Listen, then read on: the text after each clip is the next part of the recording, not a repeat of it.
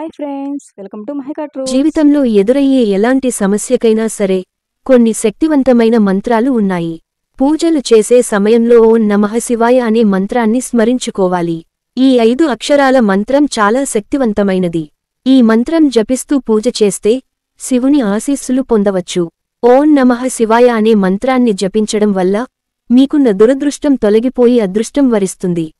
గోవింద అని స్మరిస్తే సకల పాపాల నుంచి విముక్తి కలుగుతుంది. మహామృత్యుంజయ మంత్రం పఠిస్తే మృత్యువు మీ దరిచేరదు. మీ ఆయుష్షు బాగా వృద్ధి చెందుతుంది. ఎలాంటి వ్యాధులు రాకుండా ఆరోగ్యంగా ఉంటారు. ఓం గౌరీ శంకరాయ నమః. ఈ మంత్రాన్ని కనీసం రోజూ 3 సార్లు చదవండి. ఈ మంత్రం చదవడం ద్వారా మీకు అంతా మంచే జరుగుతుంది.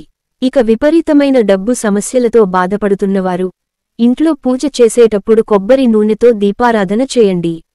దీనివల్ల మీ ఇంటి సంపద బాగా పెరుగుతుంది.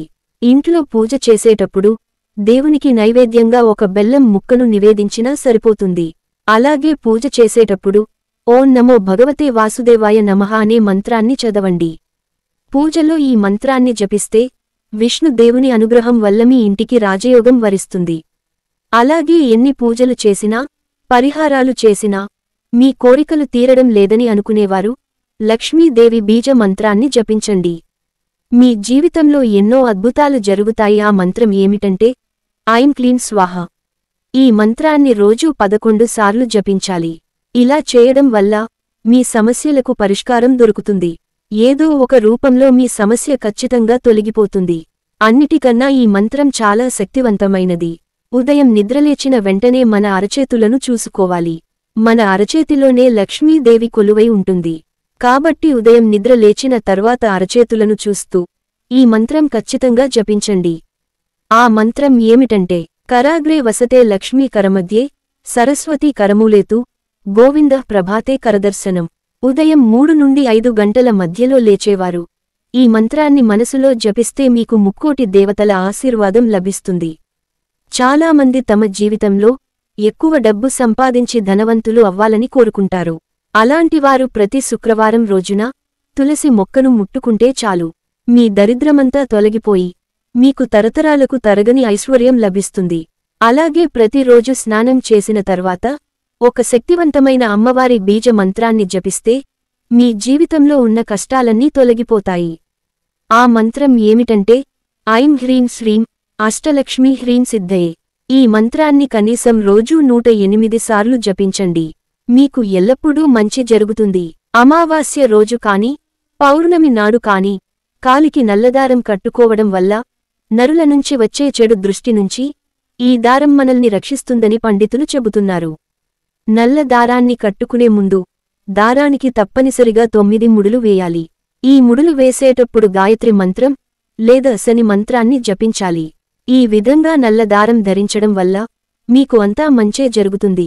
శ్రీరామ శరణం నమః అనే మంత్రాన్ని రోజూ జపిస్తే మీకున్న అనారోగ్య సమస్యలన్నీ తొలగిపోయి రాముని ఆశీర్వాదం వల్ల పూర్తి ఆరోగ్యవంతులవుతారట. శ్రీరామచంద్ర నమః అనే మంత్రాన్ని జపిస్తే మీకు ఉన్న డబ్బు సమస్యలన్నీ తొలగిపోయి ఈ సంవత్సరం అంతా డబ్బు కష్టాలు లేకుండా అష్టైశ్వర్యాలతో జీవిస్తారు. ముఖ్యంగా శుక్రవారం రోజున గాయత్రీ మంత్రాన్ని జపించాలి. శుక్రవారం ఎవరైతే గాయత్రి మంత్రం జపిస్తారో అలాంటి వారికి అదృష్టం వరిస్తుంది. తమ జీవితంలో కష్టాలే ఉండవు. అలాగే శుక్రవారం నాడు ఓం లక్ష్మీదేవియే నమః అనే మంత్రాన్ని జపిస్తే లక్ష్మీదేవి అనుగ్రహం వల్ల మీ ఇంటికి డబ్బు వస్తూనే ఉంటుంది. మనం తెలియక చేసిన పాపాలన్నీ తొలగిపోవాలంటే ఏదైనా ఒక దేవాలయంలో కనీసం 108 ప్రదక్షిణలు చేయండి. ప్రదక్షిణలు చేసేటప్పుడు ఓంకారం జపిస్తూ ప్రదక్షిణలు చేస్తే మీరు అనుకున్న కోరికలు ఖచ్చితంగా నెరవేరుతాయి. ఇంట్లో పూజ చేసేటప్పుడు ఒక రాగి చెంబులో నీళ్లు పోసి అందులో 2 తులసి ఆకులు వేసి మీ పూజ గదిలో ఉంచి పూజ చేసుకోవాలి. పూజ చేసిన తర్వాత మీ ఇంట్లో ఉన్న ప్రతి ఒక్కరూ ఈ రాగి చెంబులో ఉన్న నీటిని తీర్థంలాగా స్వీకరించాలి. దేవుని ముందు ఉన్న నీటిలో పుష్కలంగా దైవశక్తి ఉంటుంది. కొంతమంది ఇంట్లో వారానికి ఒక్కసారి మాత్రమే పూజ చేస్తారు. అలాంటి వారు ఇంట్లో పూజ చేసేటప్పుడు ఆవు నేతితో దీపాన్ని వెలిగిస్తే ప్రతిరోజూ పూజ చేసిన పుణ్య ఫలితం దక్కుతుంది. అలాగే రాత్రి పడుకునే ముందు కనీసం ఒక 5 నిమిషాలైనా మీ ఇష్ట దైవాన్ని మనసులో తలుచుకొని నిద్రపోండి. ఇలా ప్రతిరోజూ చేస్తూ ఉంటే కోట్ల డబ్బు మీ ఇంటికి వస్తుంది. ఏ నామమైనా పలికితే ఆ నామం యొక్క దేవుడు మాత్రమే పలుకుతాడు. అదే శ్రీరామ అనే నామంలో రాముడు ఒక్కడే పలుకుతారు అని అనుకోవడం పొరపాటు. శ్రీరామ అనే నామం స్మరిస్తే 6 దేవతలు పలుకుతారట. అది ఎలాగో మీరే చూడండి.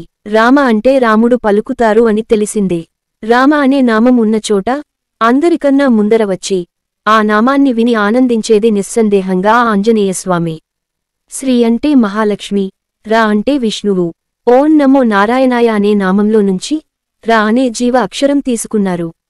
మా అంటే శివుడు. ఓం నమః శివాయ అనే నామంలో నుంచి మా అనే జీవ అక్షరం తీసుకున్నారు. శివుడు హనుమంతుడి రూపంలో భూలోకానికి రామసేవ కోసం వస్తున్నప్పుడు పార్వతీదేవి నాకు ఆ అదృష్టం కావాలి అన్నారట. అప్పుడు శివుడు ఇలా అన్నారు, ఈ అవతారంలో హనుమంతుడు బ్రహ్మచర్యాన్ని పఠిస్తాడు కనుక నిన్ను తీసుకెళ్లడం కుదరని చెపితే అప్పుడు పార్వతీదేవి, అయితే నేను మీ తోక రూపంలో వస్తాను అని హనుమంతుడి తోకలో ప్రవేశించింది అట.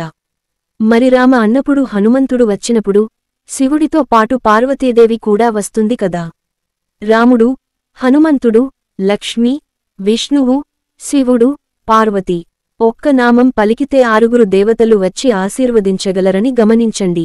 శ్రీరామ శ్రీరామ అని అంటూనే ఉందాము. మన ఈ మానవ జన్మను తరించుదాము. జై శ్రీరామ్. ఈ వీడియో మీకు నచ్చితే జై శ్రీరామ్ అని కామెంట్ చేయండి.